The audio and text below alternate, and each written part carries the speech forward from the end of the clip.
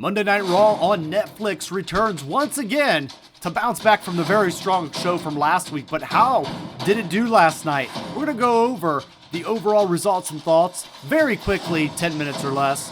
Raw is Netflix. Let's get in. We had a surprise, not so surprise, spoiler here on Penta returning tonight on Raw to the WWE for her first time debut. But we start off with CM Punk entering, making his way to the ring, announcing that he will be a part of the WWE 2025 Royal Rumble. But that's not a little bit enough. We got Seth Rollins interrupts, says he's entering the Rumble as well. Drew McIntyre interrupts, says he's entering the Royal Rumble as well. So now that brings all three competitors into the ring at the Royal Rumble, trying to ultimately get a title shot at WrestleMania. Next, we got Chad Gable and his mysterious luchador opponent picked up a debut victory with an excruciating sacrifice, followed by, it was Penta. Penta making his debut from former Lucha Libre from Mexico, former Lucha Underground, former AEW Dynamite competitor. We have Penta making his debut, getting a great win over Chad Gable tonight, and ultimately getting some time to address the crowd and appreciate his debut straight to the main roster. Mind you, very rare in the WWE that a talent will go straight to the main roster, since possibly even AJ Styles being the last major name to come to the WWE to skip the NXT brand and going straight in to the Royal Rumble. How will Penta be booked in WWE? You guys decide. Will he see the likes of a Rey Mysterio main event type push, or will he go to the island of obscurity and eventually fizzle out? Time will tell, as Penta is Raw. We then get into Sheamus defeating Ludwig Kaiser. Sheamus seized retribution against Kaiser when he hit the earth-shattering brogue kick out of nowhere for the 1, the 2, and the 3. After the match, the Celtic Warrior found himself in a volatile confrontation with Intercontinental Champion Braun Breaker, who was watching the showdown at ringside. After some back and forth between the two, shoving each other, the competitors were quickly separated, and one can help but wonder if this will be the matchup at Royal Rumble Intercontinental Championship versus Sheamus, or would that be held for a Saturday night's main event? Speaking of main event, we got main event Jey Uso in the house. He wants to make it known that he wants a title shot as well against Gunther, who was held off TV this week, and Gunther getting his chance to defend against Yeet Yeet at Saturday night's main event on January 25th, right before the Royal Rumble. Gunther versus main event Jey Uso. Time will tell who will end up as champion. And then we get a women's matchup, the Intercontinental Women's Title Finals Tournament. Lyra Valkyria defeating Dakota Kai to become the first ever Intercontinental Champion for the women's division.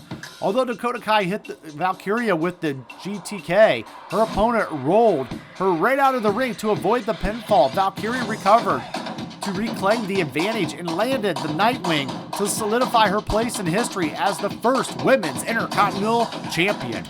And then next, we have Sami Zayn defeating The Miz in a quick, unexpected matchup.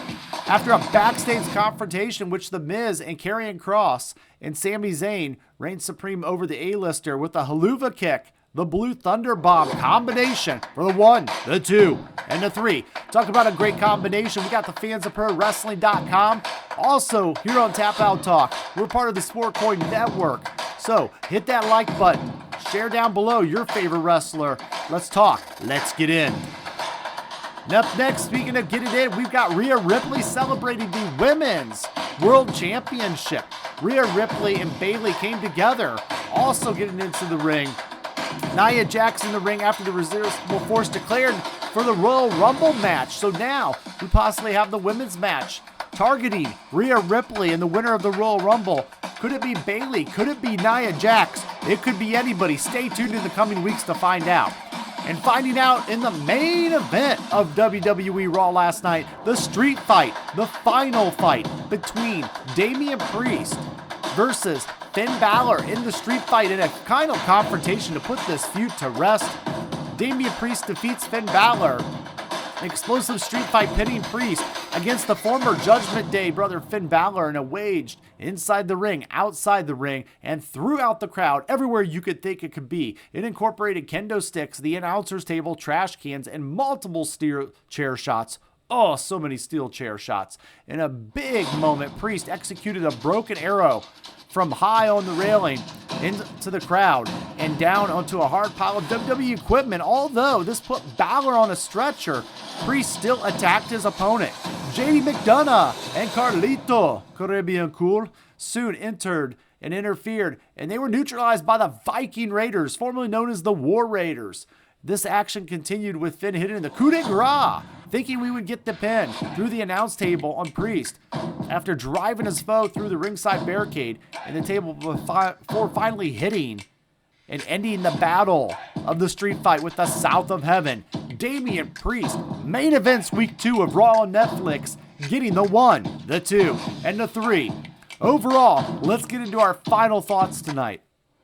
And here they are. Final thoughts. Raw stuck to the same format as it did in week 1. It got into a lead-in with CM Punk taking the Rock spot as the opener in the opening segment. Then following right away with Penta versus Gable. This was the match that everybody wanted to see. They wanted to see how Penta would do in the ring, and he did not disappoint. He may have disappointed some people backstage going over on his matchup, as previously reported by multiple news sources. However, Penta, first week at the job, we'll see how it continues in the oncoming weeks. It shows the value of Chad Gable to the WWE, being able to work with the new guys, but also being able to have a good match with really anybody, especially not trying to outshine them too much. Also news tonight, the Wyatts moving over to SmackDown. What are your thoughts on that? Did they do enough on Raw? Is it time for some fresh feuds already? There's a reason they will not be on Netflix. And finally, no Gunther. Was it no problem? Gunther, for the 2 weeks in a row with Raw on Netflix, did not show as the world champion. That possibly could be considered an afterthought. However, next week, I gotta think we have to have a Gunther segment promoting his matchup with main event Jey Uso coming up in a little over 2 weeks at Saturday night's main event. Those are my results and thoughts. Less than 10 minutes here on Tap Out Talk. And speaking of Tap Out, I'm gonna go ahead and head out.